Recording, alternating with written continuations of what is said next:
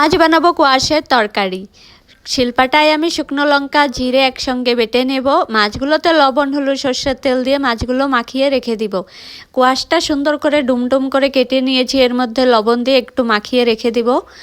তারপর কড়াইয়ে সর্ষের তেল দিয়ে মাছগুলো ভেজে নেব। মাছ ভাজিটা হয়ে গেছে, একটু বেঁচে থাকা তেলের মধ্যেই এবার কোয়াশটা ভালো করে ধুয়ে নিয়ে ভেজে নেব।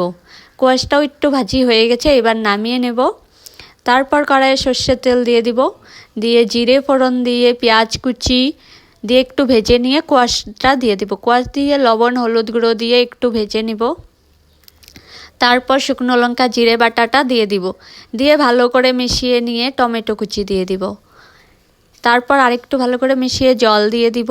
এবার একটু ঢাকনা দিয়ে দিব, তারপর দেখবো ঢাকনা তুলে সেদ্ধ হয়েছে কিনা। কোয়াশটা সেদ্ধ হয়ে গেছে, এবার মাছগুলো দিয়ে আরেকটু জাল দিয়ে নামিয়ে ফেললেই হয়ে যাবে আজকের রান্না।